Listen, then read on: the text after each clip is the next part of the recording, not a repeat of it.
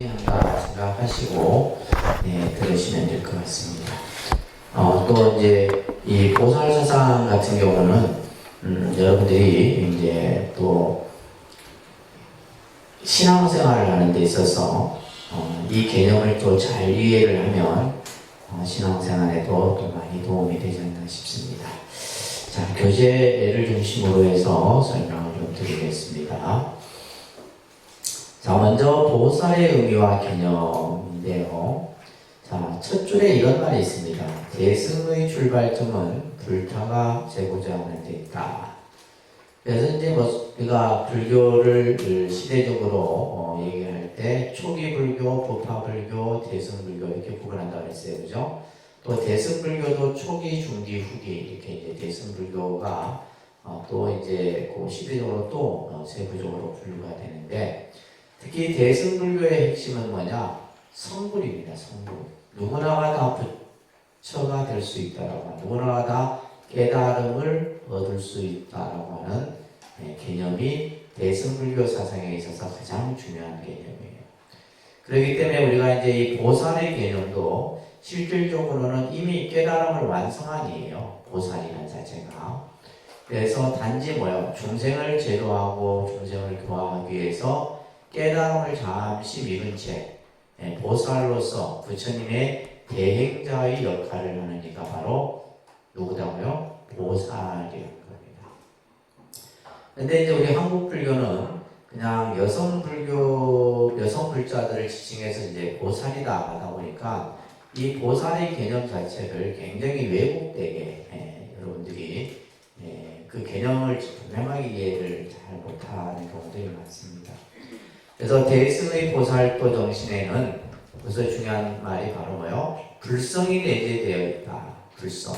불성을 갖추고 있음으로써 우리는 뭐요? 성불의 인연을 만들어 갈 수 있는 거죠. 그래서 불지를 향한 뭘 강조하고 있다? 신심과 보리심. 그러니까 신심, 보리심. 이 보리심은 이제 발보리심, 발심을 얘기하는 거예요. 신심과 발심을 강조하는 거예요. 또한 보살은 나와 중생을 둘러보지 아니에요. 중생과 부처가 다르지 않다. 이런 말이 이제 우리가 대승불교에서 많이 나오는 얘기예요. 그죠? 그래서 부처와 중생이 둘이 아니고 보살과 내가 둘이 아니다. 이 말이에요. 그래서 나와 중생을 둘러보지 아니하는 이 개념을 우리는 동체대비 사상이라고 합니다. 동체대비. 그래서 하나의 일체가 전부 하나다. 이 말이에요. 예를 들면 우리가 우리가 예를 들면 이 우주가 둘이 아니듯이 모든 것이 전부 하나예요. 그러니까 이제 우리가 이제 나중에 유마경 같은 데는 중생이 아프니 나도 아프다 이런 표현들이 왜 나오냐면 동체대비 사상인 거예요. 그러니까 나하고 전혀 관계없다고 생각하는 것이 아니라 중생들이 괴롭고 고통스러우니 그 괴롭고 고통스러운 그 고통 또한 나도 함께 같이 느끼는 거예요. 이것이 바로 무슨 개념이다? 보살의 마음이라는 거예요. 그래서 이것을 바탕으로 한 보살심의 바로, 그래서 보살심이라는 게 참 중요한 겁니다. 그래서 대승불교는 보살심을 함양하는 거예요. 보살심을 계속 키워나가는 겁니다.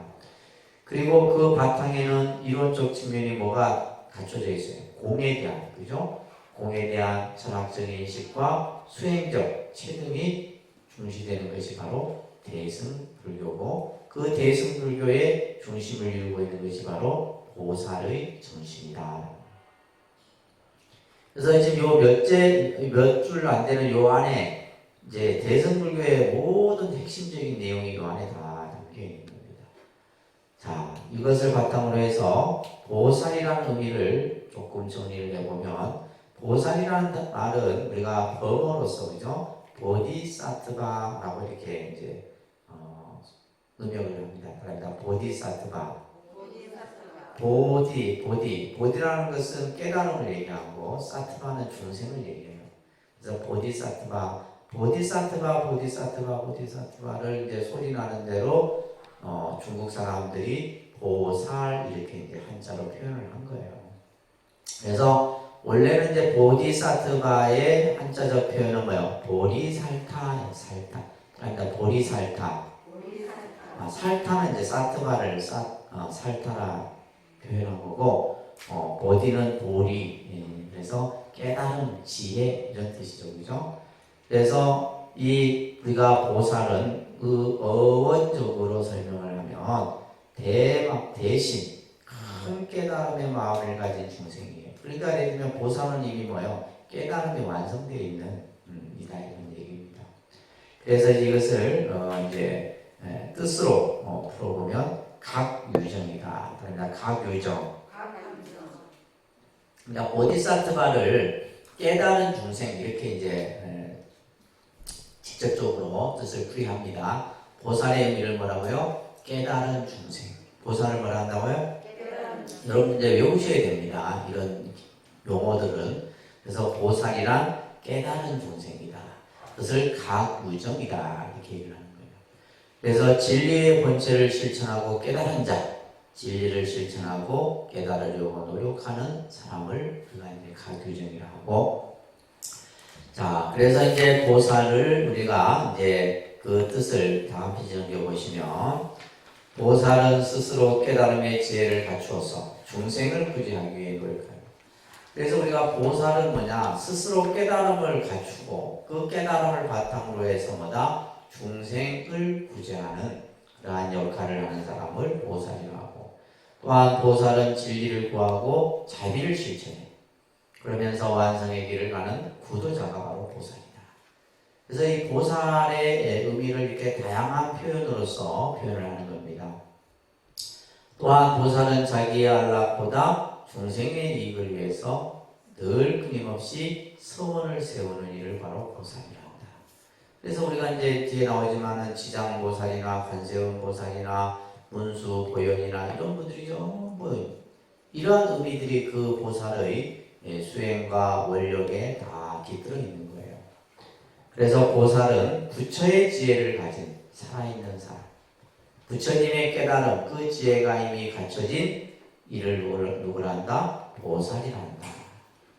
그래서 여러분들에게 보살이라는 칭호는 뭐예요? 보살이라고 이렇게 불려지는 거 뭐예요? 부처님의 지혜를 갖추고 중생을 제도하는 그러한 끊임없는 보살행의 수행을 닦아가는 그런 뜻에서, 우리가 그래서 보살은 여성에게만 지칭하는 게 아닙니다. 남성에게도 보살이에요. 우리 스님들에게도 보살이라는 명칭이 쓰여져도 되고, 또 실제로는 서가모니 부처님이 보살이라고 불려지기도 했었어요. 자, 그 다음에 보시면 보살의 수행 이념, 이거 꼭 외우셔야 됩니다. 발표해 두시고, 상구보리 하와 중생이라는 게 합니다. 상구보리 하와 중생. 그래서 보살은 여러분들의 수행의 그 정신은 뭐냐? 상구보리 하와 중생이다. 항상 끊임없이 뭘 닦고 지혜를 구하고, 그죠? 보리를 구한다. 깨달음을 깨닫고자 하는 그 마음을 자꾸 일으켜서 중생을 마지막에는 어떻게 하는 거예요? 교화하는 겁니다.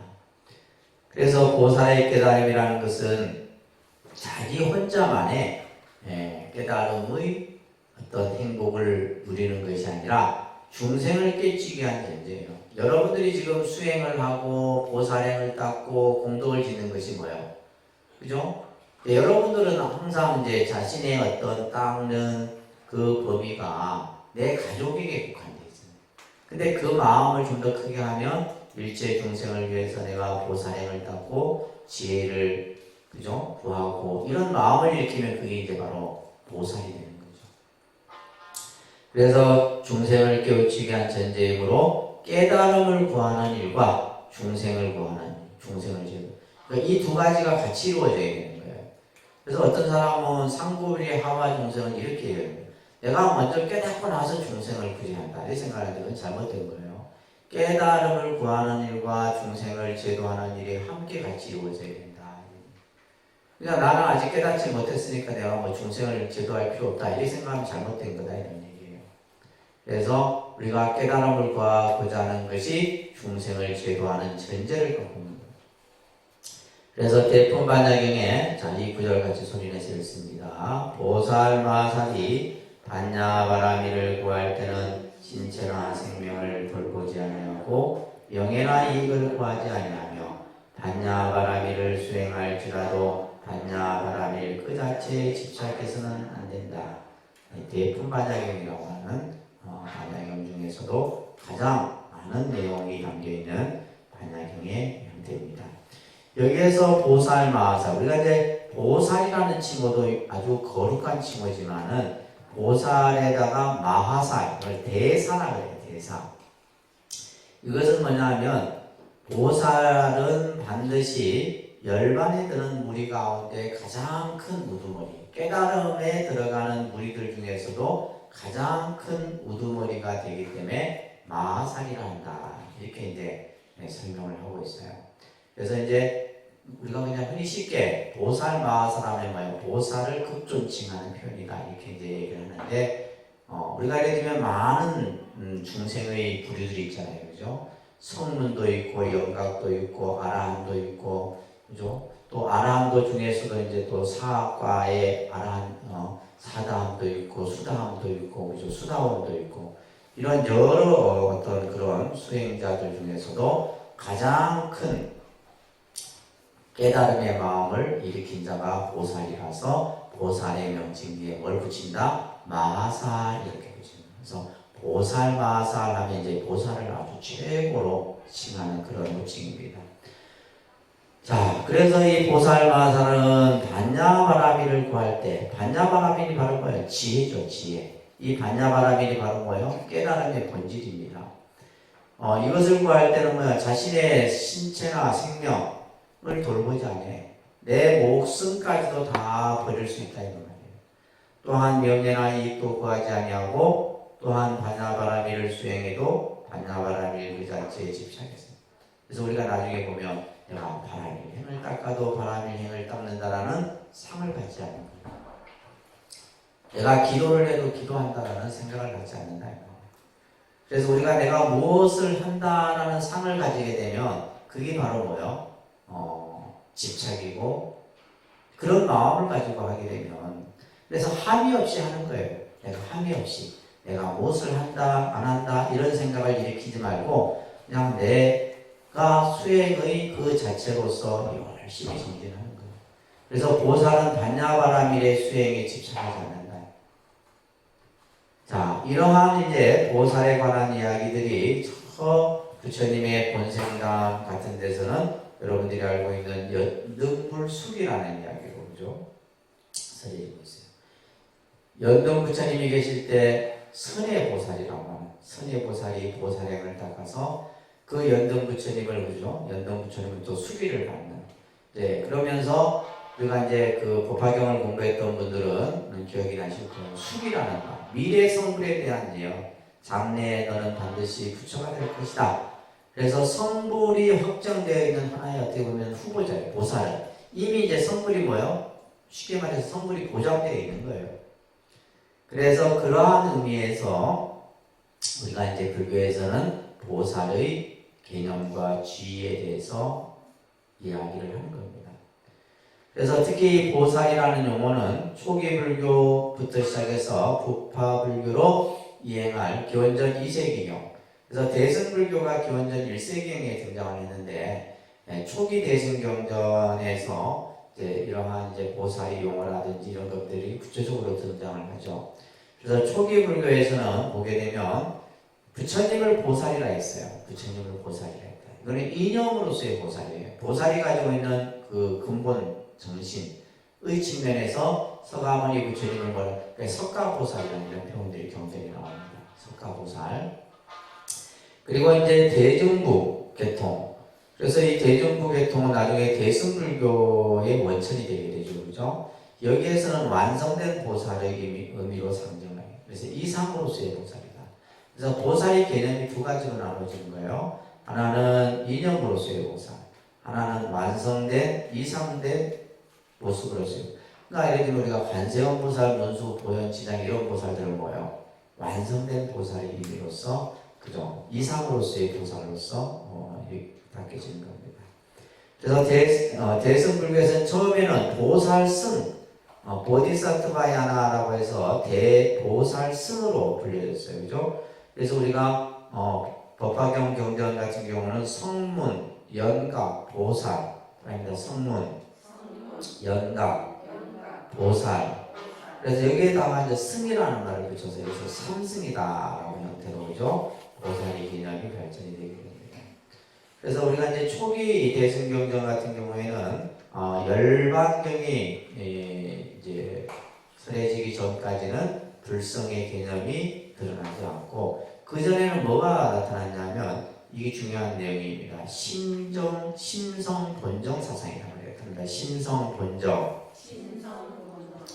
이 심성 본정 사상이 나중에 이제 선의 어떤 깨달음과도 전부 연결되어지는 사상이에요. 심성 본정 사상인데 도행 반야경전 가운데서도 초기 반야경에 해당되는 도행 반야경에서 이렇게 설해집니다. 이 구절 중요한 구절이에요.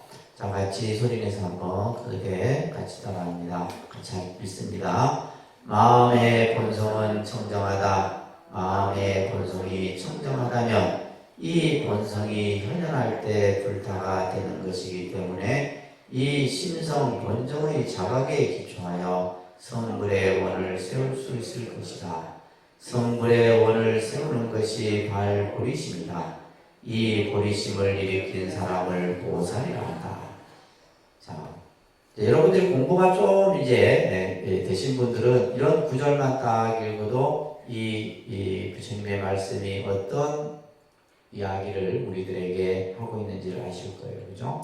우리 마음은 뭐예요? 그 근본, 본성이라고 하는 것은 근본 바탕을 얘기해요. 원래 뭐하다? 청정하다. 우리 마음은 뭐하다고요? 청정합니다. 그래서 중생의 마음도 청정하고 부처의 마음도 청정하고 보살의 마음도 청정하고 모든 중생의 마음은 청정해요. 이것을 우리는 자성청정심이라 이렇게 배웠어요. 선에서는 그러니까 자성청정심. 우리 마음은 본래 청정해요. 이 청정한 마음의 그러니까 우리 마음이 뭐라고 그랬어요? 본성이라고 하는 것은 이 본성을 우리는 뭐라고 하냐면 마음짜리다 이렇게 선에서 얘기하는 거예요. 뭐라고 한다고요? 마음짜리. 그러니까 여러분들이 지금 일으키는 마음은 이건 내 마음이 아니에요. 객관 대상에 대해서 내가 인식함으로써 일으키는 마음이지 여러분들이 본래 가지고 있는 근본 그죠? 이 마음자리는 뭐예요? 때묻지 않는 자리다. 때묻지 않는 자리.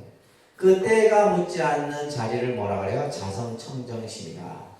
근데 이 마음이 본래 이러한 자성청정심의 마음인데 우리 마음이 뭐에? 번뇌에 의해서. 뭐에 의해서? 번뇌에 의해서 이 마음이 덮여져 버린다. 그 번뇌를 객진번뇌라 합니다. 무슨 번뇌? 객진번뇌. 그래서 이 객진번뇌에 의해서 마치 뭐예요? 깨끗한 유리를 닦지 않으면 뭐예요? 그죠? 하루 이틀 지나면 그 위에 먼지가 계속 앉잖아요. 먼지가 앉습니다. 나중에는 뭐예요? 부옇게 앉아서 그 거울의 기능을 할 수 없게 만들어요. 그러니까 왜냐면 이제 나중에 더 그것이 쌓이게 되면 이게 거울인지 흙인지 뭔지 모르는 거죠. 근데 본래의 그 바탕은 뭐예요? 아주 깨끗한 근본 자리예요. 근데 그 자리에 뭐예요? 이 객진번뇌라고 하는 번뇌가 끼어서 이 자성청정한 그 근본 자리를 찾지 못하는 거예요. 이 개념이 이게 이제 초기 대승경전에서 나오는 도행반야경의 말씀인데 이게 나중에 다 어디까지 연결돼요? 선의 개념까지 다 이게 연결돼요. 대승 불교의 예를 들면 유식 사상까지도 다 연결이 되고 불성 열반경 사상도 연결이 되고 다 연결돼요. 그래서 우리의 본성은 본래 뭐한 거예요? 청정을.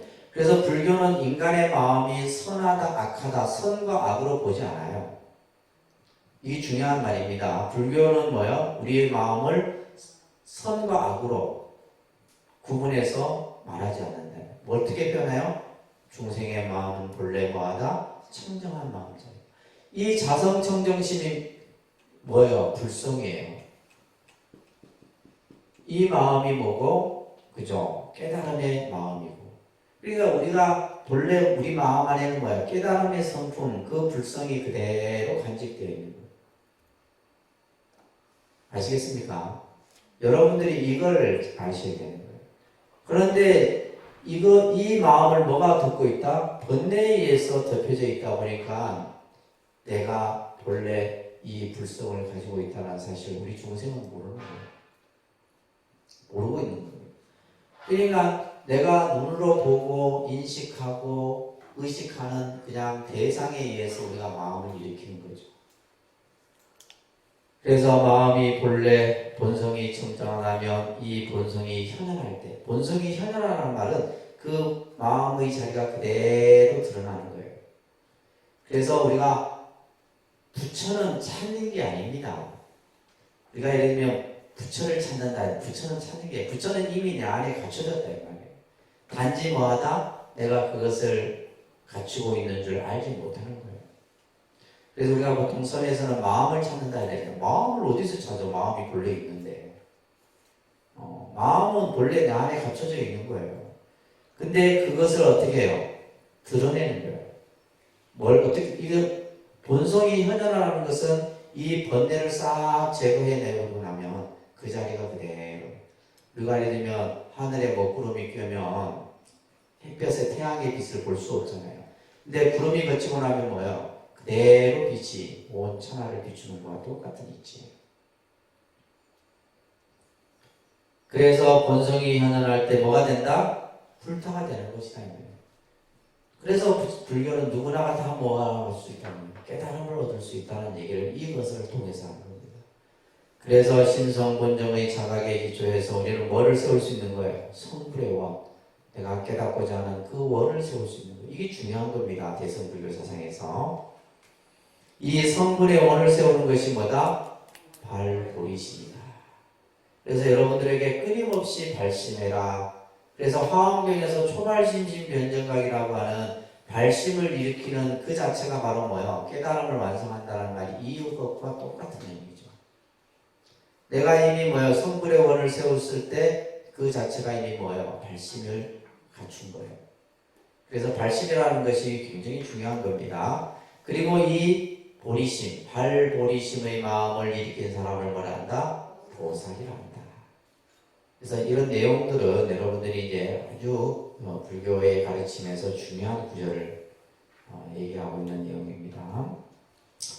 그래서 우리가 이러한 보살의 개념들을 성불한 석존, 그러니까 서가모니 부처님 같은 경우는 뭐요? 이미 과거의 보살로서 보살행을 닦고 보살행을 완성해서 중생을 제도하기 위해서 금생에 서가모니 부처의 몸으로 그죠? 중생 앞에 나타나서 깨달음을 모습을 보이신 분이에요. 그러니까 뭐요? 우리가 서가모니 부처님도 유정이잖아요. 중생이잖아요. 중생인데 중생도 뭐예요? 깨달을 수 있다는 것을 우리들에게 보여준 거예요. 예를 들면 서가모니 부처님도 또한 우리 중생의 몸으로 이 세상에 오셔서 중생 또한 깨달음을 얻을 수 있다는 것을 보여준 겁니다. 그래서 성불한 속적의 모습으로 그 다음에 연등불수기에서 여기에서는 이제 보리심을 일으킨다. 서원을 일으켜서 그래서 보살들이 전부 수기를 받을 때는 뭐를 세운다? 원을 세우는 겁니다. 뭘 세운다고요? 원. 그 원이 서원이에요. 서원. 서원을 세우는데 그래서 이러한 보살들을 원생보살이라 합니다. 무슨 보살? 원생보살. 서원의 마음을 일으킨 보살이라서 원생보살이다. 원생 이렇게 해서 원생이에요. 원생보살 이렇게 합니다.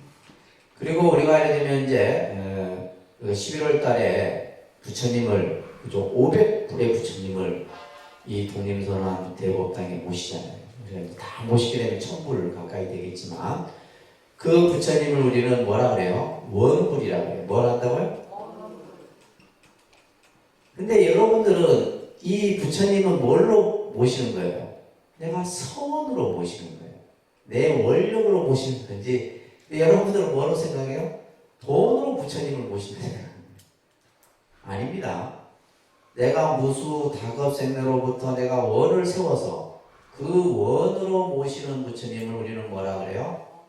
원불 부처님이라. 그 부처님은 뭐예요? 나의 원력이고 나의 원이에요. 그러면 내가 그 부처님을 모심으로써 뭐예요? 내가 그 부처님과 같은 똑같은 수행과 똑같은 원을 일으키면서 항상 우리는 기도하고 수행하고 원력을 세우는 거예요. 그것을 원불이라고 합니다. 아셨죠? 아시겠어요? 그래서 우리가 사는 사회가 물질주의이긴 하지만 물질 사회, 모든 것을 물질적 가치로 판단하지만은 부처님의 세계 안에서는 물질을 떠나야 돼요. 돈으로 무슨 어떤 우리가 가지고 있는 사회적 경제적 가치로서 그것을 헤아리면 안 된다. 그걸 어떻게 돈으로 헤아릴 수 있겠어요? 예를 들면 우리가 부처님 한 분 모시는데 108만 원 그걸로 그 가치가 되겠어요? 택도 안 되는 소리예요. 그런데 이제 우리가 그렇게 정해놓은 것은 그냥 뭘로? 우리가 흔히 하는 방편으로 정해놓은 것 뿐이에요. 아시겠죠? 그런 가치들을, 개념들을 여러분들이 아셔야 되는 거예요. 그걸 또 다른 사람에게 뭐예요? 설명해 줄 수 있어요. 근데 여러분들은 부처님 모시는데 108만원, 그거 비싸. 그런 표현들이 어떻게 나와요? 그거는 할 수 없는 표현들이에요. 내가 가진 뭘로서? 원으로서. 그래서 예를 들면 이제 그 본생담이나 이게 보게 되면 이 선해보살이 연등 부처님이 오신다라는 얘기를 듣고 연등 부처님께 뭔가를 공양을 해드리고 싶었는데 해드릴 수 있는 공양이 없는 거예요. 자기가 가진 것이 없어. 그래서 뭐냐 하면 자기의 머리를 풀어갖고 연등 부처님이 지나가시는 그 길을 흙물을 밟지 않고 지나가도록 자기의 머리를 풀어서 길에다 쭉 펼칩니다. 그런 것들이 바로 뭐예요? 우리가 공양이고 부처님에 대한 자기의 원이에요. 그러면서 그러고 나서 이제 연등 부처님이 이 선해보살에게 그죠? 수기를 해주는 거예요. 그래서 이러한 수기가 한 번이 아니라 끊임없이 반복을 하는 그러한 이야기들이 나오는 겁니다. 아시겠죠?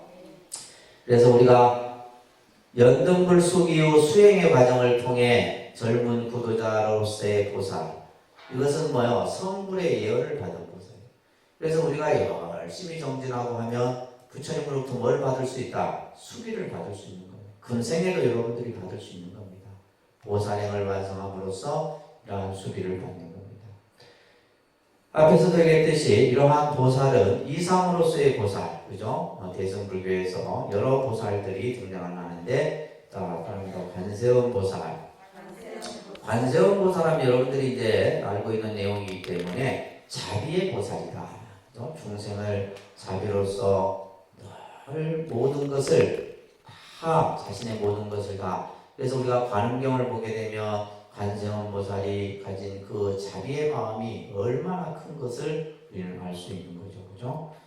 자, 그 다음에 넘겨보면 문수보살이죠. 문수보살은 지혜를 상징합니다. 그죠? 지혜. 이 정도 여러분들이 기억을 하고 계셔야 됩니다. 대세지보살 또한 아미타 부처님의 협시보살로서 지혜의 빛으로 중생을 제도하는 그러한 보살이죠. 보현보살, 행원의 보살이라 해서 서원의 보살입니다.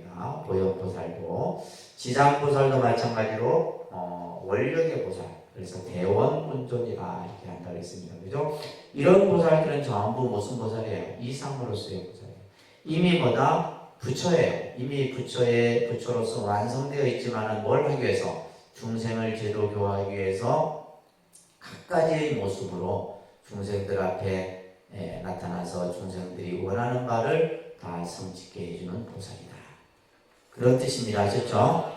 자, 그래서 이 보살이 가지고 있는 가장 중요한 근본의 뭐냐? 자비입니다. 자비. 그래서 예를 들면 뭐 문수보살에게만 지혜가 있고 관세음보살님에게만 뭐 자비가 이게 아니라 이 모든 보살들에게는 지혜와 자비와 원력이 다 골고루 갖춰져 있는 거예요. 이렇게 이해하셔야 됩니다. 아셨죠? 예를 들면 뭐 지장보살이 원력의 보살이라 해서 지장보살은 자비도 없다 이게 아니에요. 이미 이 보살들에게는 자비, 원력, 그죠? 이런 것들이 이제 전부 갖춰진 거예요. 그래서 보살에게는 중생을 구제하고자 하는 자비를 근본으로 하고 있다. 뭘 근본으로 한다? 그래서 불교 용어에서 가장 우리가 강조하는 용어가 바로 자비사상이죠. 자비사상. 그래서 자비라고 하는 것을 우리는 대지도론에서는 대자대비라는 말로 소개합니다. 대자대비. 그래서 대자의 뜻은 뭐냐? 일체 중생들에게. 그래서 대라고 하는 것은 어떠한 범위를 정해놓은 것이 아니에요. 절대적인 거예요. 완전한 겁니다. 그래서 모든 이들에게 뭘 주는 거예요? 기쁨을 주는 거. 이익과 기쁨을 주는 것을 자라고 했죠. 그 다음에 비는 뭡니까? 중생의 고통을 구제하는 거예요. 이것을 발고라고 해요. 그래서 자의 뜻은 열악이라고 합니다. 한자로는 열악, 다른데 열악. 비의 뜻은 발고, 해서 발고라는 뜻이에요. 괴로움을 뽑는다. 뽑을 발자거든요. 발자가. 자, 이것은 마치 수다니파타에서 말하고 있는 것처럼 어머니가 자기의 외아들을 목숨을 걸고 지키는 것처럼 온갖 생명에 대해 무량한 자비심을 일으켜야 한다. 누가? 보살은 마치 어머니가 자식을 보호하고 지키듯이 일체 중생에게 이러한 무량한 자비의 마음을 일으켜야 한다. 자, 그러면서 이러한 보살이 그냥 되는 것이 아니라 뭐요? 끊임없는, 그죠? 수행을 통해서 보살의 이 위치가 완성이 되는 겁니다. 그래서 이 자리이타의 수행이라고 해요. 그러니까 자리이타. 보살의 정신은 상구보리 하와정생이고, 여러분 나중에 시험에 나옵니다. 보살의 정신은 뭐다? 상구보리 하와정생이고, 보살의 수행은 자리이타의 수행이다. 이 자리이타는 뭐요? 자신도 이롭고 다른 이도 이롭게 하는. 그래서 이것을 우리는 바람일 수행이라 얘기합니다. 무슨 수행? 바람일 수행이에요. 바람일 수행. 그 바람일 수행을 구체적으로 나타내는 것이 육바람입니다. 그죠? 바람이다. 보시, 지계, 이뇨, 정진, 선정, 지혜.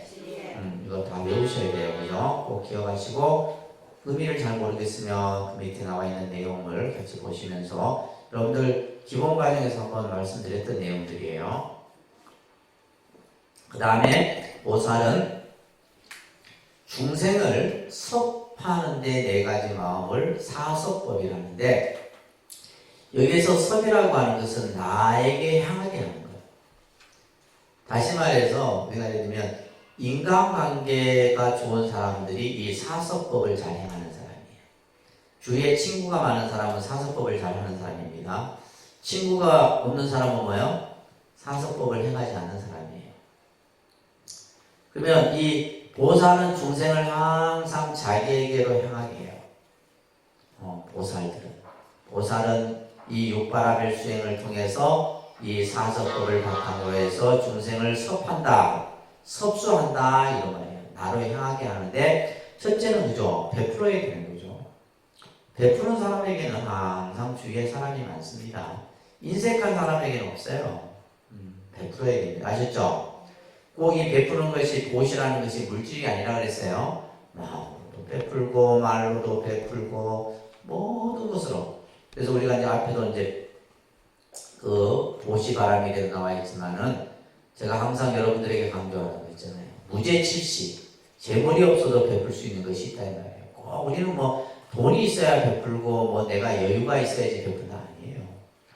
그거는 이제 물질적인 것이고, 말로써, 내가 눈빛으로써, 그죠? 미소로써, 그럼 돈 없이도 되는 거잖아요. 근데 그 자체가 뭐가 되는 거예요? 공덕이 되는데 우리는 그걸 못하는 거예요. 그래서 중생들에게 베풀므로써 중생을 이끌어야 한다. 두 번째는 에어서는 뭐예요? 말로써, 그죠? 말을 온화하게 하고 부드럽게 하고 상대를 기쁘게 하고. 그러면 그 사람에게는 뭐예요? 주위에서 그 사람의 말을 들으려고 하고 그 사람의 말을 따르려고 하고 하겠죠, 그죠? 그래 안 그래요? 말도 부드럽게 해요. 부드럽게 하고 온화하게 하고 공손하게 하고. 이게 보살이에요. 안 그러면 중생들이 섭수하지 않아.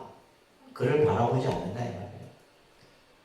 그 다음에 이행석이에요. 이행석은 뭐냐면 항상 중생을 이익되게 해주는 거예요. 어떻게 하면 저 사람에게 도움이 될까? 어떻게 하면 저 사람에게 좀 더 내가 선업을 베풀 수 있을까? 이런 이행석으로서 중생을 섭수하는 거예요. 마지막이 동사섭인데 이 동사섭은 뭐냐면 차별하지 않고 똑같이 사람을 대하는 거예요. 어떤 사람은 내가 뭐 친하다고, 어떤 사람은 좀 돈이 있다고, 권력이 있다고 가까이 하고 이런 게 아니다. 똑같이. 그래서 우리가 관세요, 보살, 문수, 보현, 지장 이런 보살들은 중생을 똑같이 차별 없이 대하는 겁니다. 아시겠어요? 여러분들 공양 좀 많이 올린다 해서 관세보살 이뻐하고 이러지 않는다. 똑같아요. 올리지 않거나, 그거는 중생을 대하는 마음은 똑같다. 이게 바로 무슨 섭? 동사섭이에요. 그리고 또 중요한 사무량심. 이건 지금 육바라밀, 사서법, 사무량심 꼭 외우세요. 아셨죠? 침이 안 걸리면 자꾸 외워. 자꾸 머리를 써야 돼요. 머리를 써갖고 막 외우려고 여러분들이 막 하셔야 돼요. 그래서 사무량심은 중생을 생각하는 네 가지 마음이에요. 그래서 우리가 사실은 대승불교 사상에서 이 보살의 수행과 보살의 어떤 마음, 이것으로만 해도 사실 다 끝나는 거예요. 더 이상 할 것도 없어. 더 이상. 자, 보세요. 이 사무량심은 자비사입니다. 자무량심, 비무량심, 희무량심. 희무량심은 중생과 더불어 함께 기뻐하는 거죠. 근데 중생들은 뭐냐면 남 잘되는 꼴을 못 보는 게 중생이에요. 남 잘되면 배가 아파. 그래서 보살은 그렇지 않다면 중생과 더불어서 기쁘면 그 기쁨을 함께 기뻐하는 마음이 바로 희무량심이에요. 사무량심은 이것 또한 뭐다? 중생을 차별 없이 무차별심으로 마음으로서 중생을 대하는데 그것이 바로 자비이사 사무량심이에요. 그래서 사서법, 사무량심, 육바라밀이 바로 보살의 수행과 보살의 정신, 보살의 마음이 여기에 다 담겨 있는 겁니다. 자, 밑에 보시면 보살은 초월적 인격체가 아니다 이 말이에요. 초월적. 다시 말해서 절대적인 신과 같은 그런 존재가 아니다 이 말이에요. 자기 완성을 위해 끊임없이 진리를 추구하고 중생에게 이익과 행복을 주기 위해 노력하는 모든 이들을 전부 말한다? 보살이란다. 그래서 대승불교에서 이 보살 사상, 보살 정신은 굉장히 중요한 겁니다. 그렇기 때문에 대승불교의 참 정신인 보살의 정신으로 우리는 뭐요? 이 세상을 살아가는 데 있어서 함께 더불어 살아가고 함께 행복을 느끼고 살아갈 때 그것이 결국 우리가 이 세계를 정토 세계로 구현하는 거예요. 그래서 관세음 보살을 비롯한 여러 불보살들이 늘 중생과 함께하고 있고 중생 속에서 여러분들의 어려운 일들을 다 해결하기 위해서 항상 여러분들 앞에 놔두고 계시는 겁니다. 자, 그래서 이제 보살의 개념 이제 몇 가지 중요한 키포인트는 여러분들이 잘 정리를 해주시고, 자, 이어서 반야 공사상을, 이 공사상에 조금 여러분들 정리해야 될 내용들이 있는데요. 잠깐 보시면, 대승 경전 중에서 가장 이제 오래된 반야구 계통의 경전이 있는데, 보살 장경이라는 경이 있고, 육바라밀 경이라는 경이 있어요. 이것이 가장 오래된 경전.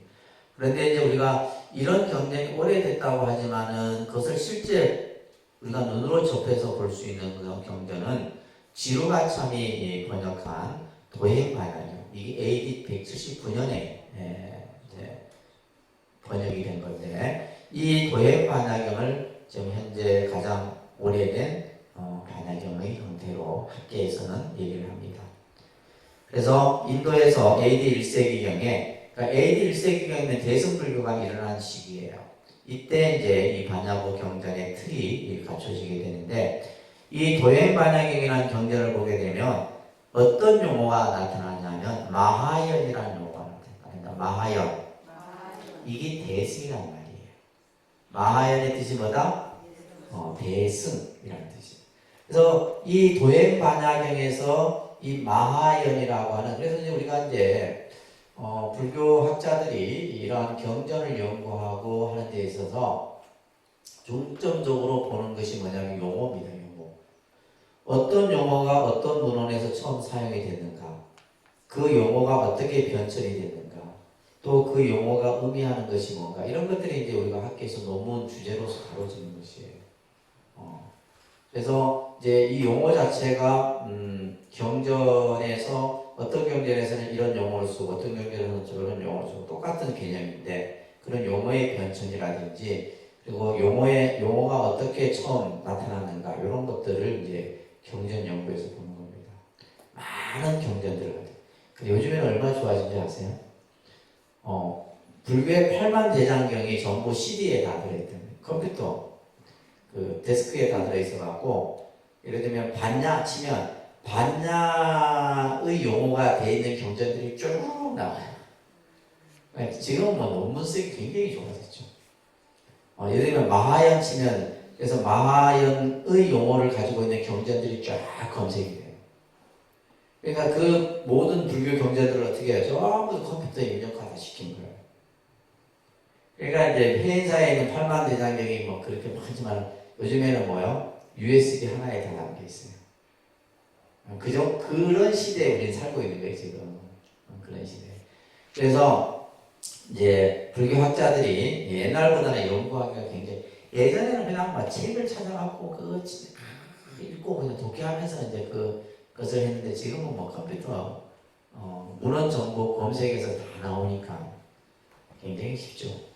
자, 그래서 도행반야경이라는 데에서 마하연, 대승이라는 용어가 사용이 됐는데, 이 경전 안에서 뭐냐면 대승에 대한 자각, 공사상, 보살도, 육바라밀, 이런 내용들이 나오는 거예요. 그래서 사람들이 AD 1세기경에 대승불교라는 것이 이제 이 도행반야경에서 이런 내용들을 바탕으로 해서 이제 나타나는 것을 보고 이제 이야기를 하는 겁니다. 학자에서는. 이러한 대승불교가 용수보살에 의해서 더욱더 이제 대승불교 사상이 확립되어져 가게 됩니다. 자, 반야경의 종류를 보시면 소품반야, 대품반야, 또 범어본반야, 또 대반야경, 이런 반야경만 해도 어마어마해요. 그래서 내가 여러분들 반야신경 할 때도 말씀드렸죠. 그가 보통 대품반야경 같은 경우는 600부 반야, 600부 반야.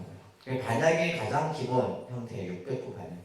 600부면 책으로 600권이라고 했어요. 그죠? 600권 정도의 분량의 책인데, 그 중에서 이제 우리가 반야신경이 이 600권의 내용을 함축해 놓은 것이 반야신경이에요. 260자고. 그러니까 반야신경이 가지고 있는, 그러니까 반야신경을 한 번 독송한다는 것은 뭐냐면 600부 반야경을 독송한 거와 똑같은 거예요. 우리가 화엄경 약창제를 한 번 독송하는 것은 80권 화엄경을 한 번 독송하는 거와 똑같다 이 말이에요. 무슨 말인지 아시겠죠? 그런 의미를 가지고 있는 겁니다. 그래서 이러한 금강경 같은 경우만 해도 종류가 10종류예요. 10종류가 되고, 금강경은 뭐요? 이 대품반야경 600권 가운데 577권째라, 그렇지? 577권에 수록된 것이 금강경이에요. 그러니까 엄청 방대한 경전들이죠.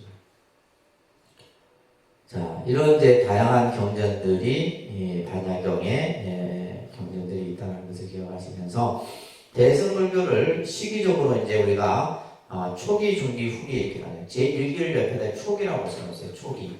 제2기를 중기, 제3기를 후기 이렇게 써놓으십시오. 책에다 쓰세요. 대승 초기, 대승 중기, 대승 후기 할 때, 그래서 대승 초기 일기는 대승 불교가 형성이 되고 용수보살, 그러니까 이 대승 불교의 시기를 구분할 때 불교 학자들이 여기에서는 대승 불교 사상의 중심이 되는 보살을 기준으로 해서 구분을 해요. 그래서 용수보살은 반야의 공사상을 확립한 분이에요. 공사상을. 그래서 용수보살 BC AD 3세기까지를 대승 초기라고 해요. 대승 중기 2기는 뭐예요? 용수보살 이후로부터 무착세친보살 AD 250에서 500년경에 형성이 되는데, 무착세친은 유식사상을 확립한 분이에요. 유식사상. 무슨 사상? 그렇죠. 무착세친 대표한 유식사상 이렇게 표현해요. 그래서 제3기는 이제 세친, 유식사상 이후 유식불교가 전개가 되고 밀교 경전이 성립되는 이 시기를 대승 후기 제3기로 부릅니다. 그래서 대승 경전이 이제 이렇게 시기적으로 그래서 대승불교를 우리가 이해하는 데서 용수보살이 중요하고, 또 누가 무착세친이라고 하는 인물이 중요하다. 우리가 609 반야경을 다 볼 수는 없잖아요. 그죠? 609 반야경을 다 우리가 볼 수는 없어요. 근데 오늘 우리가 이 공부를 통해서 그 609 반야가 강조하는 몇 가지 중요한 개념이 있어요. 이것만 여러분들 잘 기억하시면 됩니다. 첫째가 반야 바라밀의 수행이에요. 반야경에서 우리가 이제 그 방대한 반야부 경전이 얘기하는 가장 중요한 개념이 뭐다? 반야 바라밀 수행이다. 무슨 수행? 그래서 불교의 수행을 반야바라밀 수행이라고 얘기합니다. 뭐 참선이 됐든 기도가 됐든 영문이 됐든 그것을 구체적으로 얘기하면 반야바라밀 수행이에요. 반야는 지혜라는 뜻을 가지고 있고, 그죠? 바라밀은 빠라미따라고 번역을 합니다. 그래서 우리가 보통 바라밀, 빠라미따 같은 경우는 저 언덕에 이른다는 도피함의 뜻을 가지고 있습니다. 이거는 여러분들 기본 과정 때 다 말씀드렸어요. 그죠? 그래서 저 언덕에 있습니다.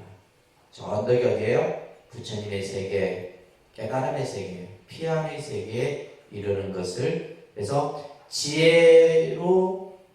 지혜로서 저 깨달음의 세계에 이르는 것을 반야바라밀이라고, 그 이르는 수행을 반야바라밀 행위라 얘기를 하는 거예요. 자, 이 반야에 대한 개념은 굉장히 방대한데, 우리가 실상 반야가 있고, 간조 반야가 있고, 문자 반야가 있어요. 그다음에 이것을 3종 반야라고 그래요. 전문 과정 오니까 이제 이런 용어도 계속 접하는 거예요, 여러분들이. 그러니까 3종 반야. 그러니까 반야에도 세 가지 형태의 반야가 있다. 실상 반야는 뭐냐면 우주에 있는 그대로의 모습이 실상 반야예요. 그다음에 일체가 공이다. 공이라고 하는 것이 실상 반야예요. 실상 반야의 행을 그대로 나타나는 것이 관조 반야예요. 그래서 일체가 공인 줄 관하는 것, 이것은 무슨 반야? 관조 반야예요. 문자 반야는 뭐냐면 일체는 공이다라는 것을 뭐래요? 문자로 표현한 것을 문자 반야라는 거예요. 그래서 우리가 경전은 어떻게 보면 문자 반야입니다. 경을 본다라는 것은 문자 반야를 보는 거예요. 그 경이 가지고 있는 핵심의 내용은 실상 반야고, 그것을 실천하는 것은 관조 반야고, 이런 식의 이제 설명을 합니다. 따라합니다. 오온이 한량 없으므로 반야 바라밀이 한량 없다. 이제 반야경에 이런 구절이 있어요. 오온이 한량 없으므로 반야 바라밀이 한량이 없다. 오온이 한량, 오온은 우리가 색수상행식이죠, 그죠? 이 색수상행식이 한량이 없다는 끝이 없다 이 말이에요. 그것이 바로 실상인 반야이고, 반야 바라밀이 또한 한량이 없다는 것이 관조 반야고, 반야가 한량이 없다는 이 문구가 문자 반야다. 아까요, 제가 일체는 공이다라는 것을 실상, 관조, 문자로 설명했듯이, 그죠? 이렇게 설명을 하는 겁니다. 그 다음에 대품반야경에서는 이 깨달음의 세계를 일체지로서 이렇게 표현하는 내용이 나옵니다. 이게 아주 중요한 내용이에요. 여러분들 조금 이제 이런 내용을 조금씩 접하셔야지만 이제 여러분들 단계가 좀 올라갑니다. 그래서 일체지, 그래서 이거 삼종지라고 해요. 삼종지. 또는 일체지, 도종지, 일체종지. 이것을 삼종지라고 해요. 삼종. 아까 삼종반야, 삼종지 이런 이제 내용들이 이제 머리가 이미 꽉 찼어요. 더 이상 이제 안 됩니까?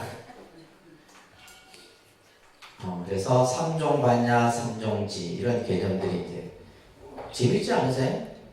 우리 불교 공부는 이렇게 내가 몰랐던 것을 하나 알아가는 거지 뭐 아무것도 내 들어봤어요, 그죠? 그래서 이제 이 경전을 한번 보겠어요. 대품반야경에 나오는 경전입니다. 수보리가 부처님께 여쭙습니다. 그러니까 반야경에서 보면 이제 주로 나오는 인물이 사리불 또 혹은 수보리, 그죠? 이런 두 제자가 이제 대화로서 많이 참여를 하는데, 세존이시여, 세존께서는 일체종지를 말씀하셨습니까? 일체종지를 부처님께서 말씀하셨습니까? 라고 물어요. 그러자 부처님이 수보리에게 나는 일체종지를 말하였다. 수보리가 또 말하죠.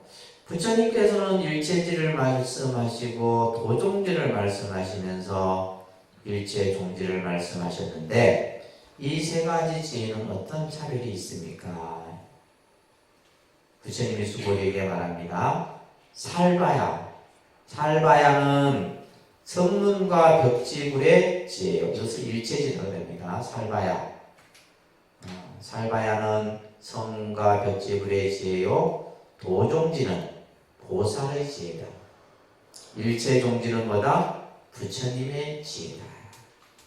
그래서 여러분들 이제 우리가 서원 발언문을 할 때 보면 이산해원 선사 발언문의 끝에 보면 일체종지를 이루어지다라는 구절이 있어요. 그래서 지혜 때 여기서 말하는 일체지는 성문 벽지불의 지혜고 도종지는 보살의 지혜고 일체종지는 누구의 지혜다? 부처님의 지혜다. 자, 이것을 이제 보시면 밑에 보시면 중요한 개념입니다. 여러분 한번 또 제가 설명을 드렸던 기억이 나는데 처음에 부처님께서는 중생들에 대한 결국 부처님의 가르침은 중생의 어리석음, 그죠? 중생의 집착 이것을 깨뜨리기 위한 가르침이 불교의 교설이에요. 그걸 이제 깨뜨려 버리고 없애야 하지만 그로부터 우리가 벗어날 수 있는 것이기 때문에 그래서 처음에 부처님은 유를 그죠? 유라고 하는 것은 있다. 있다. 그래서 예를 들면 중생에게는 괴로움도 있고 열반도 있고 해탈도 있고 그죠? 그래서 다 초기 교설에서는 유의 관점에서 설합니다. 그래서 유의 관점을 통해서 부처님께서는 근데 이 유에 대해서 또 중생은 뭘 하게 되는 거예요? 집착을 하게 됩니다. 있다는 것에 집착을 한다. 그래서 있음에 대한 집착을 부수기 위한 지혜가 일체지가 되는 거예요. 이 집착을 깨뜨리기 위해서 만들어진 지혜가 무슨 지? 일체지예요. 그래서 이것은 이제 수행을 하게 되면 성문 벽지불이 얻을 수 있는 지혜다. 유에 대한 집착을 벗어. 또 예를 들면 유라고 이제 유의 집착을 벗어나니까 또 이제 중생들이 뭐냐면 무에 또 집착을 하는 거예요. 무에 집착을 합니다. 없다라는 것에서 집착을 해요.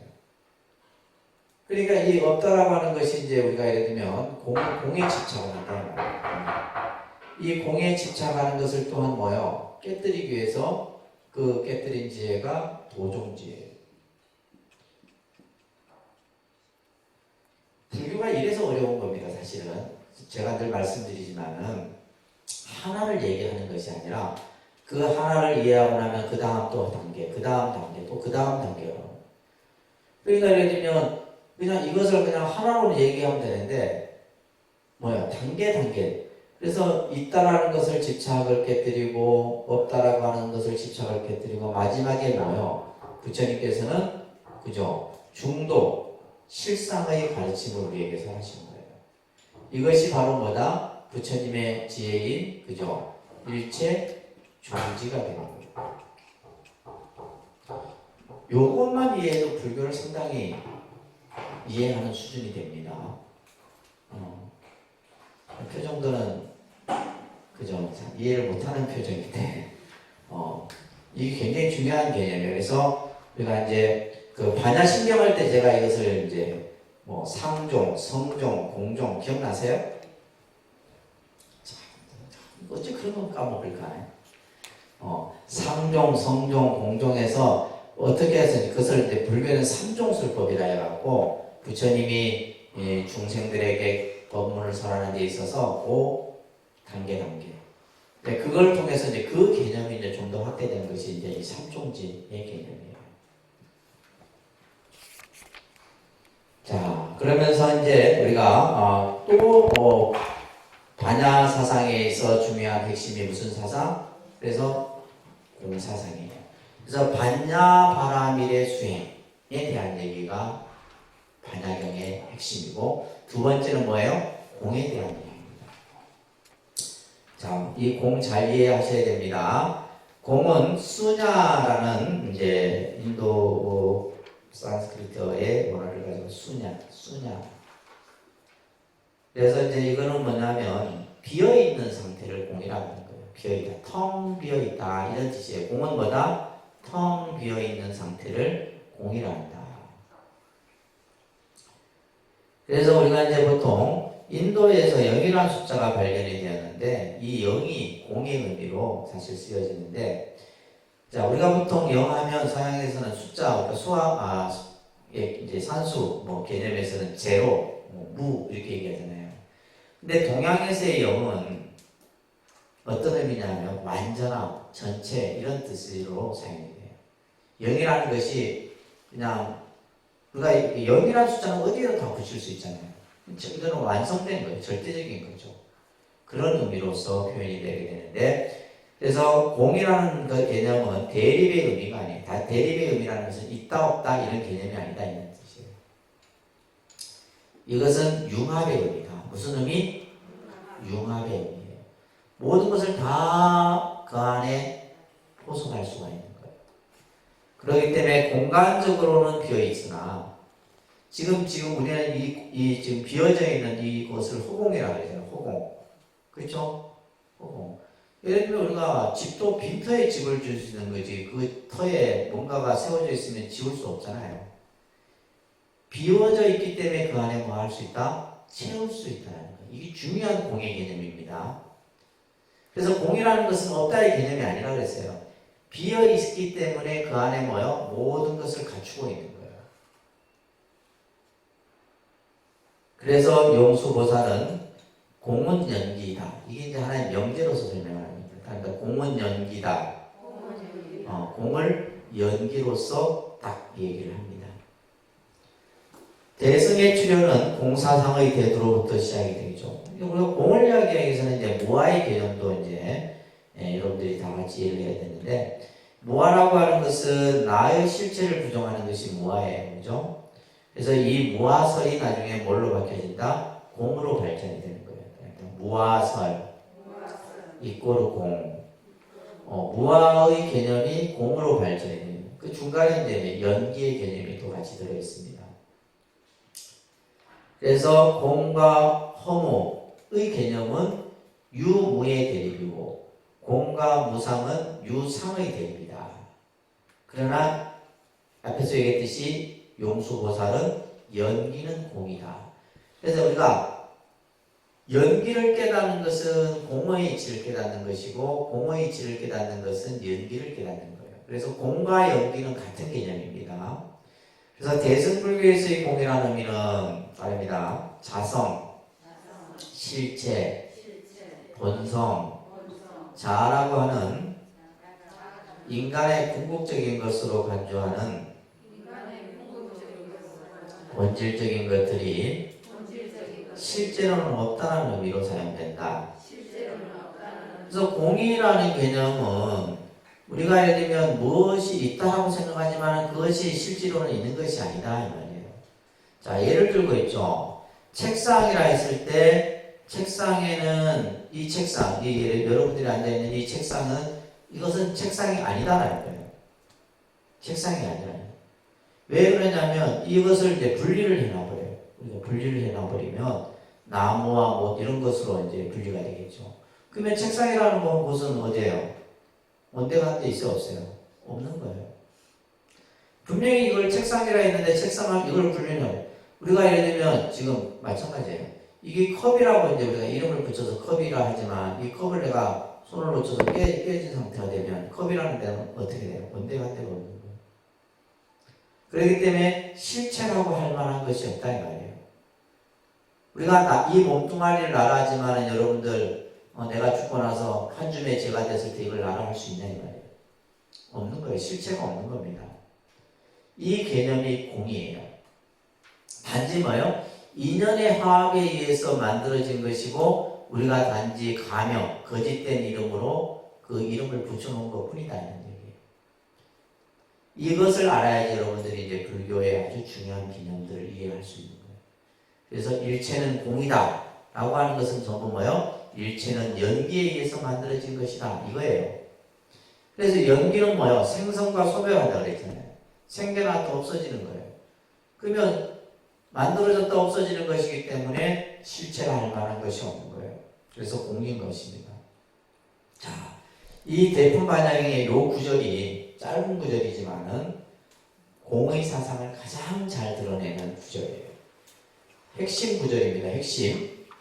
이거는 100번, 1000번 여러분들이 읽어보시고 생각해보시고 이해 안 되시면 저한테 물으세요. 자, 따라합니다. 일체 제법은 자, 일체 제법을 또 이해해야 돼요. 일체 제법이 뭔지 모르면 또 이거 그 다음 내용이 아니에요. 일체 제법은 뭐예요? 모든 것은 이 세상의 모든 존재하는 것은 화합 인연생인 까닭에 따라합니다. 화합 인연생. 화합 인연생이라는 것은 모든 존재는 연기인 까닭에 연기로 의해서 만들어진 까닭에 이런 뜻이에요. 일체 모든 것은 다 뭘로 의해서 만들어졌다?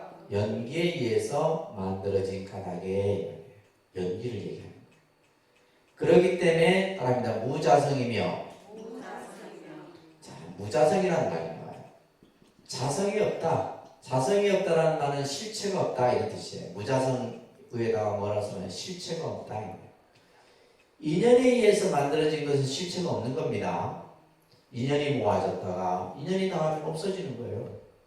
인간도 그렇고 이 우주도 그렇고 모든 존재하는 것들이 전부 무자성이에요. 그렇기 때문에 뭐예요? 무아예요. 따라합니다. 무아. 무아라는 말은 실체가 없다는 뜻이잖아. 무자성, 무아 다 같은 말입니다. 그렇기 때문에 또 뭐예요? 불가득이에요. 따라합니다. 불가득. 금강경에서 나오죠? 반야신경에도 나오고 불가득. 이런 표현들이 다 나오는 거예요. 자, 모든 것은 연기야. 일체는 뭐다? 연기다. 일체는 뭐라고요? 연기예요. 이걸 먼저 이해하셔야 됩니다. 내가 이 세상에 태어난 것도 연기요. 내가 존재하는 것도 연기요. 모든 그죠? 내가 만나는 인연들이 전부 연기에 의해서 만들어집니다. 연기에서 만들어진 것은 뭐다? 무자성이에요. 언젠가는 뭐래? 없어지는 거예요. 언젠가는 뭐예요? 영원한 게 아닙니다. 언젠가는 없어져. 이 육체도 없어지고 이 우주도 없어지고 다 없어져. 그렇기 때문에 뭐예요? 무하고 불가득이라는 말은 얻을 수 없다 이 말이에요. 내가 영원히 가질 수 없다 이 말이에요. 영원히 내가 그것을 할 수가 없는 거예요. 불가득이며 그러면서 또 뭐예요? 무소유요. 뭐라고요? 있는 게 아니다 이 말이에요. 무소유라는 것은 뭐예요? 있는 게 아니에요. 있는 것처럼 보일 뿐이다. 근데 우리 중생은 뭐예요? 그것이 있다 생각을 하는 거예요. 이게 우리의 어리석음인 거죠. 무소유예요. 무소유. 그러므로 뭐다? 그 다음에 또 나오죠. 무법이에요. 그것은 또한 이 현상 그 자체도 없는 것이다. 그러기 때문에 뭐다? 그러기 때문에 뭐라고요? 이걸 전부 하나의 단어로 표현하는 게 이 개념이 별로 하나를 공을 표현하는 단어예요. 공을 표현하는. 이것만 알면 이제 불교 다 아는 거예요. 이 개념만 알면 이게 반야의 공사상의 가장 핵심 개념입니다. 여기에는 금강경의 가르침도 담겨있고 반야신경의 뜻도 여기에 담겨있고 다 담겨있어요. 모든 부처님의 핵심이 여기에 다 담겨있어요. 자, 따라합니다. 일제법은 화합인연생인 까닭에 무자성이며 내지 무아이며 그런 까닭에 불가득이요 무소유요 무범이므로 공이다. 공이 뭐냐? 공이 뭐냐라고 했을 때 공이라는 것이 그냥 아무것도 없다 이런 뜻이 아니에요. 일체는 연기이기 때문에 공이다 이렇게 얘기를 해요. 그래서 또 이제 사람들이 연기는 뭐냐 또 설명해야 되는 거죠. 그죠? 그러니까 이게 이제 예를 들면 이것을 이해하기 위해서는 정말 많은 시간 동안 여러분들이 불교에 대한 이해와 공부와 가르침, 경전을 보고 이런 것을 스스로 해갖고 그렇구나. 일체의 모든 존재하는 것들은 연기이고 공이고 무아이다라는 것을 알면 이미 뭐예요? 지혜가 완성되는 거예요. 제가 지금 저는 이제 이해해도 이거는 뭐예요? 내가 지식으로 이해하는 거잖아요. 지식으로 이해하는 거하고 내가 수행을 통해서 이것을 깨닫는 거하고 다른 겁니다. 그럼 뭐 박사학위 받은 사람은 다 깨달았게. 아니에요. 그거하고 다른 겁니다. 그런데 이 공을 체득하는 이 반야 사상에서 공을 체득하고 공을 깨닫기 위해서는 전제가 뭐냐? 반야바라밀의 수행이 있어야 된다. 그래서 우리가 관자재보살이 깊은 반야바라밀다를 행할 때 온이 공한 것을 비추어 보고 일체 괴로움에서 건너셨다. 이게 핵심이라는 거죠. 그냥 공을 우리가 이걸 안다고 해서 내가 불교를 알았다 이게 아닙니다. 이건 그냥 지식으로 이해하는 거고 내가 아는 거예요. 뭘 통해서만이? 반야바라밀의 수행과 수행의 완성을 통해서만이 공을 뭐 할 수 있다? 체득할 수 있다. 공은 이해하는 게 아닙니다. 공을 완전히 체득하는 거예요. 그래서 용수보살은 공의 개념이 굳다가 깨달은 연기에 있지고 또 서일체 유부에서 주장하는 도의 견해를 비판하여 공은 무자성이다. 그래서 실제 이제 이 유부라는 서일체 유부는 이제 부파불교의 한 부파입니다. 이 서일체 유부에서는 모든 것은 있다 하고 주장을 했었어요. 그 있다라는 것을 깨뜨리기 위해서 나타난 것이 뭐예요? 공이다 이 말이에요. 항상 생각을 집중하여 자아에 집착하는 견해를 타파해서 세간을 뭘로 봐라? 공으로 관찰해라. 일체는 다 공이다. 그러면 죽음을 초월할 수 있을 것이다. 죽음 또한 두려운 게 아니에요. 죽음이란 자체도 우리가 넘어설 수 있는 거예요. 이와 같이 세간을 관찰하는 사람에게는 죽음의 왕, 염라대왕이죠. 그죠? 그 염라대왕을 만나는 일은 없다. 이 말이에요. 이수탄이 바타에 나오는 구절입니다. 그래서 공에 대한 관찰은 아트만에 집착하는 견해를 깨부수기 하는 거예요. 우리가 모든 것은 존재한다, 있다, 내 것이다라는 그러한 집착을 깨뜨리기 위해서 불교에서 무슨 사상? 공사상이 대두된 겁니다. 세존이시여 세간은 공이다라고 합니다. 세존이시여 어찌하여 세간은 공이라고 하십니까? 왜 부처님은 늘 일체는 공이다라고 이렇게 말씀하시냐 이 말이에요. 아나나 혹은 아소에 대하여 공인까닭에 세간은 공이다라고 하는 것이다. 아는 뭐예요? 나예요. 아는 뭐예요? 나. 아소는 내 것이세요. 그래서 써놓으세요. 아는 뭐예요? 나. 아소는 무슨 개념? 내 것. 그래서 우리 중생은 전부 내 거라는 이름표를 다 붙이고 있다는 거예요. 나와 내 것이야. 이것을 아와 아소라고 해요. 그러니까 여러분들 보세요. 다 내 것이 아니에요. 내 차, 내 집, 내 남편, 내 자식, 내 돈, 내 집, 내 것, 아무튼. 근데 그게 없어지면 이제 여러분들은 뭐요? 그냥 세상을 못 사는 거예요. 어느 순간 그게 없어지는 것은 인연에 의해서 없어지는데 그것이 영원할 거라 생각하고 내 것이라는 어떤 소유관념을 갖고 있다 보니까 그래서 부처님은 혹은 아소야에 대하여 공인까닭에 공이라는 것은 뭐예요? 실체가 없는 것이다 이 말이에요. 비어있는 것이다. 그렇기 때문에 공이라 한다. 그러면 아나나 무엇이야 혹은 아소에 대하여 공한 것인가? 눈은 혹은 아소에 대하여 공이다. 눈, 그죠? 또한 색은 혹은 아소에 대하여 공이에요.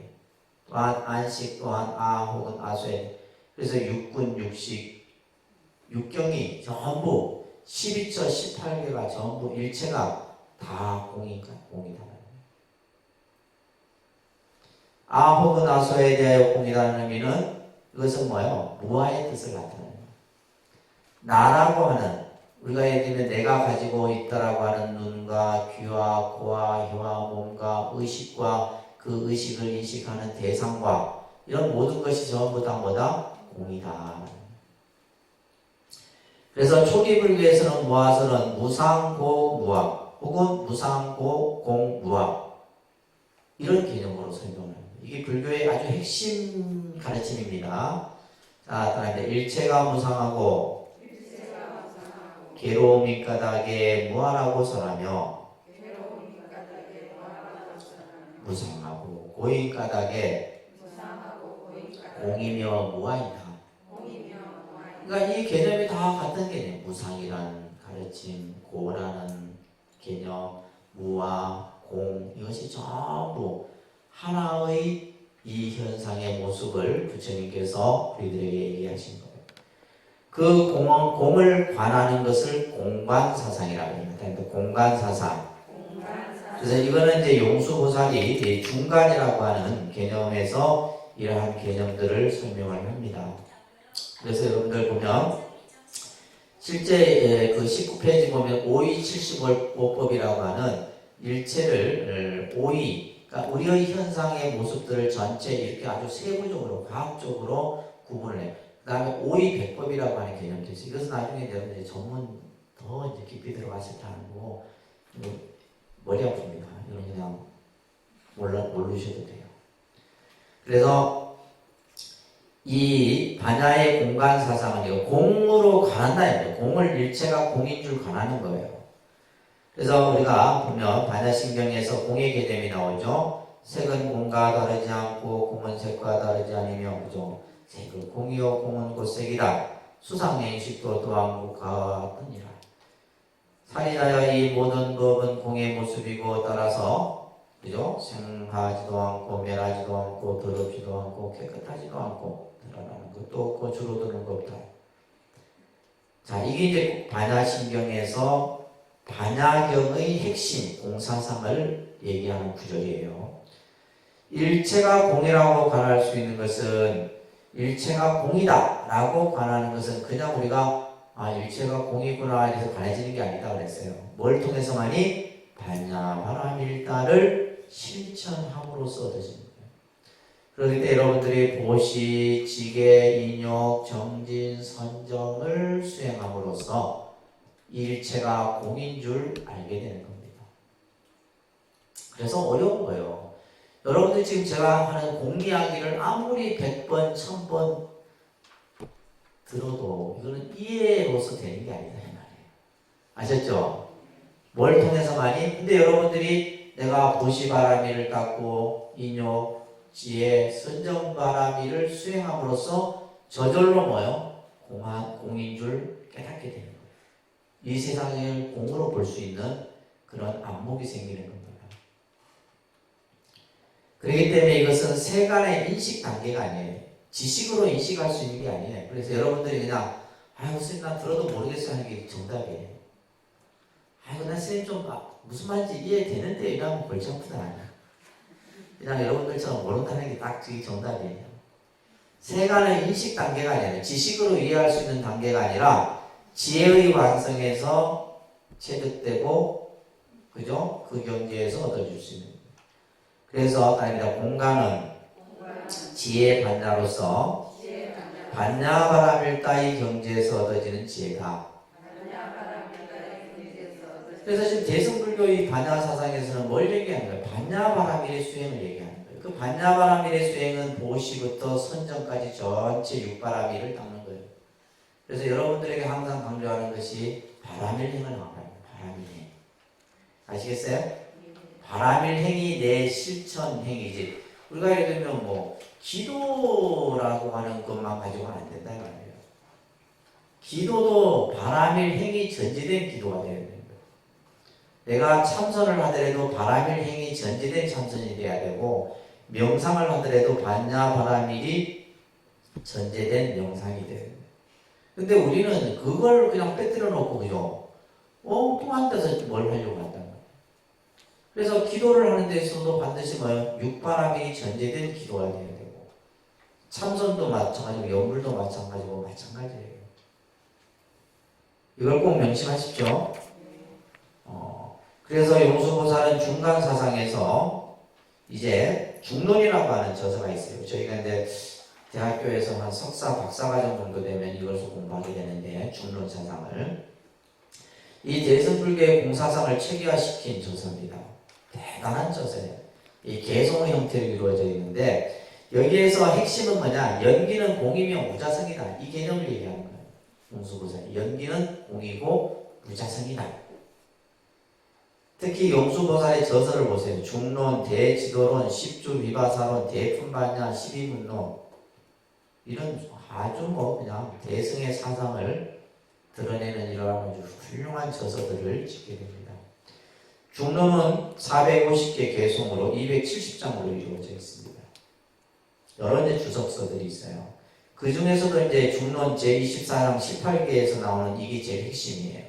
다른 이제 일제법은 연기법에 의해 성립하며, 연기법은 무자성이며, 공이다. 이거예요. 연기는 무자성이며 공이다. 이 개념을 얘기하는 거예요. 그래서 이 세상에 존재하는 것은 전부 연기고, 그것은 실체가 있는 것이 아니다 이 말이에요. 그렇기 때문에 뭐한 것이다? 일체는 텅 비어있는 공이다라는 거예요. 무릇 연기하고 있는 것, 그것을 우리는 공성이라고 전한다. 그것은 임의로 시설되어진 가명이며, 그것은 중도 그 자체이다. 이런 말씀들이 나오고 있고, 그래서 이제 이 용수보살은 중론에서 팔불중도의 개념이 나옵니다. 팔불중도. 이거는 나중에 여러분들이 이제 이 팔불중도는 좀 더 공부를 더 깊이 올라간 단계에서 접할 수 있는 내용들이에요. 연기는 불멸이고 불생이고 부단이며 부상이며 불례불거 불이불리하며 희론이 정멸한 것이다. 다시 말해서 연기라고 하는 것은 멸함도 없고 생함도 없고 끊어짐도 없고 영원함도 없고 오는 것도 아니고 가는 것도 아니고 다른 것도 아니고 또 그죠? 하나도 아니다. 이것을 8가지 팔불로서 중도의 개념을 설명합니다. 그래서 이 중론에서는 무자성을 강조하면서 연기의 공을 중도로서 표현하는 가르침이 바로 용수보살의 중간 개념이다. 특히 이제 용수보살은 이제설을 설명, 이 이제설이 중요한 개념이에요. 이제설. 그래서 만약에 일체가 공이라 한다면 사제, 사양, 사가, 삼보 등도 공이 되어 모두 원만한 의미를 잃어버리게 될 것이라는 이제 반론이 또 이제 생기게 돼요.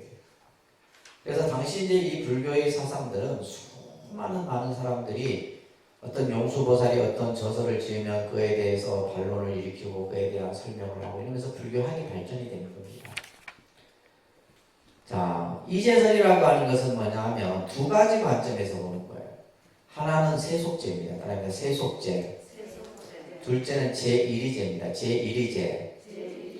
자, 이거예요. 쉽게 얘기하면 우리는 중생의 입장에서 보는 건 세속제예요.